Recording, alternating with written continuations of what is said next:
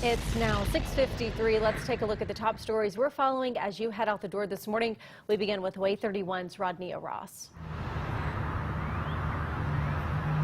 In the last 10 minutes, I talked to a representative with Huntsville Utilities who told me that this is standard procedure for crews to come out and assess the damage to see if the pole needs to be repaired or replaced. I'm still working to find out when the car will be removed from the pole and when the road will be reopened. It is still down to one lane on the eastbound lanes of Highway 72 at Providence, Maine. Stephen?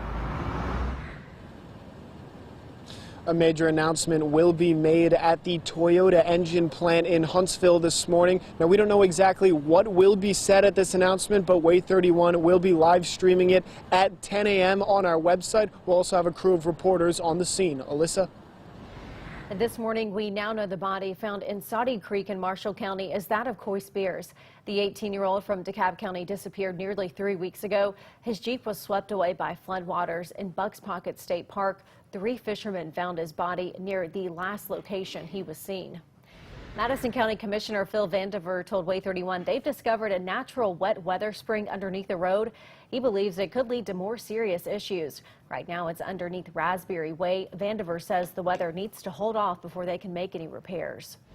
Happening today, the Senate is set to vote on a resolution that disapproves President Trump's national emergency declaration. Republicans say the vote today will result in Congress sending the president a resolution blocking the border emergency he declared last month. Former Texas Representative Beto O'Rourke announced he is running for president in 2020. The 46-year-old narrowly lost his Senate race against Ted Cruz in 2018. In his announcement video you're watching right here, O'Rourke calls for America to, quote, squarely confront the challenge of climate change. He also says it's important to lift up rural communities and enact greater criminal justice reform. Alyssa. Happening today, the flight data recorders for that Boeing plane that crashed is now expected to be sent to France for further examination. President Trump made the announcement and that order to ground all Boeing 737 MAX 8 and 9 jetliners throughout the United States. State Congressman Mac McCutcheon says senators are now talking through the terms of a lottery bill. Right now, there is still no telling where the money would go, but there is a big push to put the money towards education. Happening today, the Huntsville City Council will vote to approve over 20 new jobs for the Public Transportation Department.